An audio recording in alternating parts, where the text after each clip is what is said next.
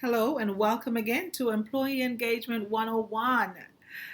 Folks, for those of you who don't know me, my name is Dr. Sharon Johnson. I am the CEO of Cultivate Leadership and Development, and today I want to talk to you about employee engagement. Why is employee engagement so important? Employee engagement drives business outcomes.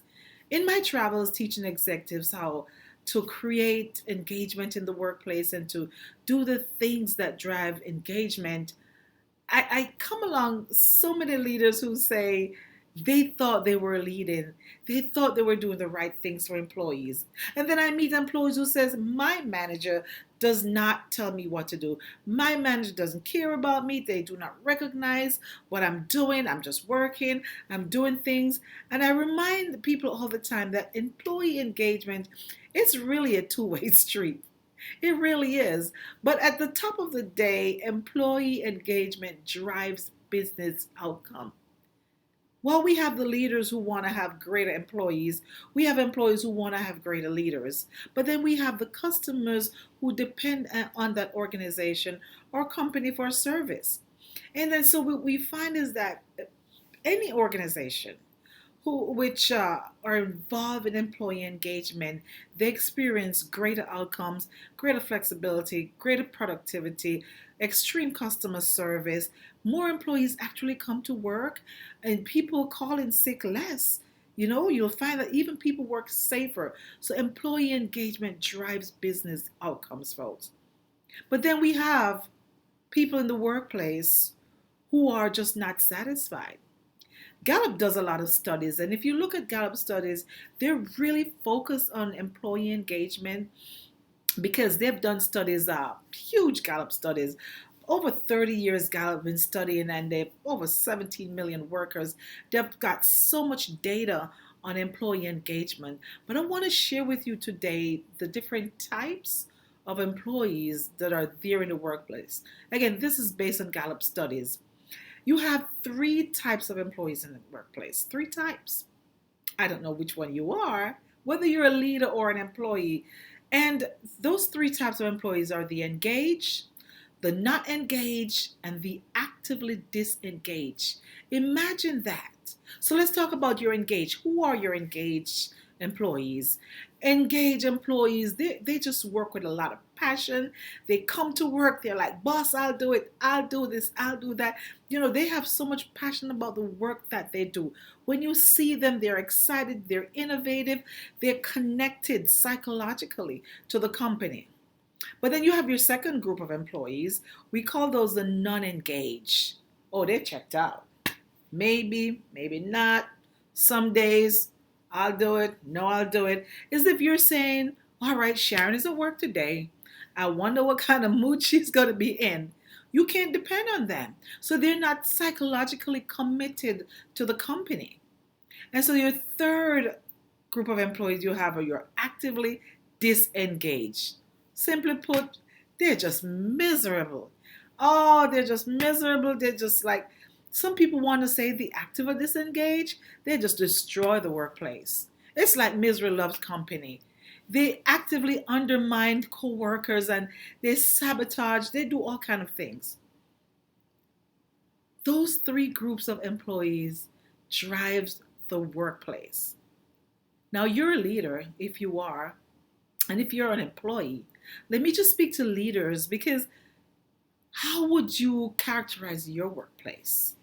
And if I were to speak to employees, how would you characterize your workplace? It's so important that we understand these classes of employees in the workplace because there's so many businesses nowadays.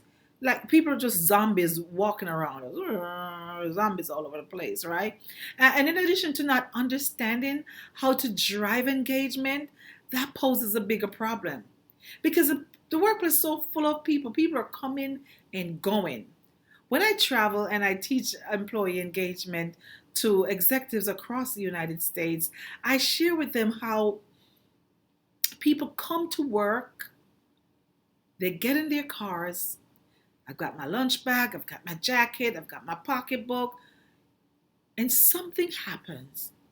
They leave their hearts They leave their passion in the car. They're walking into an environment that it doesn't matter.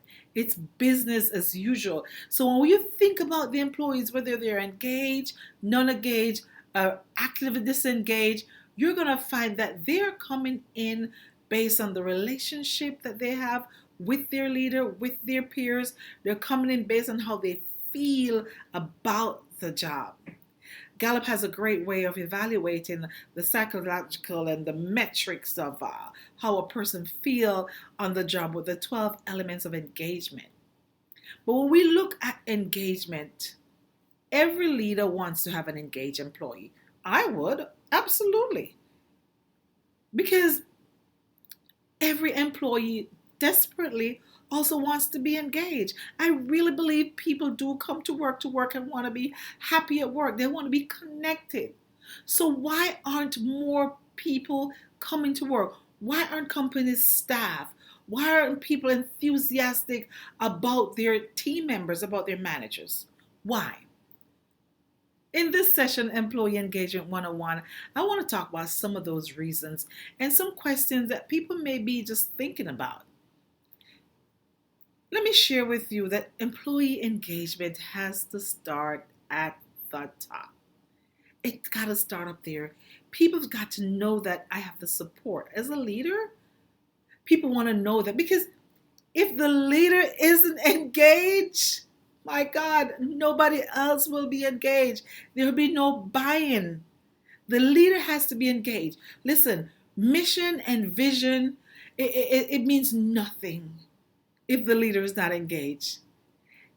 There are things that they write things for website, they put things on the wall, they do all kind of stuff, but the effort that goes into creating an employee engaging workplace is dependent upon a leader. Gallup study shows that 70% of everything that happens at work lies in the, I would say, in the laps of the leaders. A lot of human resources officers are focusing on the bottom line. They're like, I've got to get this, I've got to get this done. And they're not focusing on the employees. John Maxwell did a great study about how to become a real success. And part of that is that success is 87% people. 87% people. Only 13% of success is the product.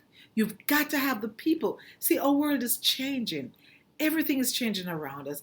If you want employees to behave like they would rather be anywhere else or be anything else, have those strict work hours, have those punishing times, because people will find a life outside of work. They'll come to work, but they're not going to be psychologically committed to work. In this training, I really want you to understand as a leader how important it is for you to be actively engaged in the process of engagement. Why aren't companies properly staffed? Why aren't people enthusiastic about work? Another thing could be just poor communication. Because if the employees are not hearing from the leaders regularly, Gallup's number one element is, I know what's expected of me at work. That takes communication. That takes the leader speaking with the employees, exchanging language, making sure when directions are given that there's clarity, that I understand what you're telling me to do. I know what you're expecting of me. But most importantly, you know that I know what to do. So poor communication is a big part of why employees are not really actively engaged. Another thing could be just lack of feedback. What good is it? Nobody's talking about anything. Everybody's going. There is no feedback. There's no follow through. Nobody knows what's going on, right? And nothing turns a company around faster than a great feedback program. If you think about all the companies who are successful in what they do, there's great feedback program. There's a communication plan, right? Because the average employee wants to do well. The average person comes to work, wants to perform well. Everybody does what they want to do when they want to do it. But it takes communication, it takes relationship. But yet, all too often, what we find is that we hold employees back and by not just providing the right feedback. So, if you're a leader out there in this session of Employee 101, why aren't employees coming to work? Why aren't they actively disengaged? There are many dynamics that contribute to that. You know what's another one? Little or no planning. Little or no planning. There's a saying that says when we fail to plan, we plan to fail. Because when there's little or no planning, the employees doesn't really know what's going on, right? An employee know when the ship is going down, if it's drifting, if it's going up. Employees know that. Initiative fades quickly. I see that happens. Because when management isn't sure if an idea is fitting into the plan, then things start shifting around. If the course of the company changes so frequently that today I'm doing this, tomorrow I'm doing that, you told me to do this yesterday, so I'm coming in today thinking that's the same plan, but there's another plan and things are going back and forth. Employees need to know because this is just a waste of time and energy. Employees want to perform. So, what I find is that leadership needs a thoughtful and committed process, a strategic plan, a plan that's going to guide the company and the employees towards a larger vision. Because without a vision, the people fail, right? Think about it when it comes to employee obtaining high levels of employee engagement. Start just by making employee engagement a goal. Think about it. What is the plan? What is the goal to get people actively involved? What is the plan for the leader to get people to the next level? Think about it. What is the focus of the business? What is the mission? What is the vision of the business, right? And are you trusting your engaged employees to make the company amazing? If there's no communication in that plan, those three groups of employees that I mentioned, you're engaged, you're non-engaged, you're actively disengaged, they go back and forth. And if there's no plan, if there's no communication, if there's no feedback, if there's no follow through, if there's no trust in relationships, your engaged employees, they will start to become non-engaged. If there's no great plan, your non-engaged will become further non-engaged. And if there's no plan, you're actively disengaged, stay destructive and inactive and just nothing. So just imagine your position as a leader today. You have the greatest opportunity to inform, engage, and empower your employees to be the best self. So, again, my name is Dr. Sharon Johnson. This is Employee Engagement 101.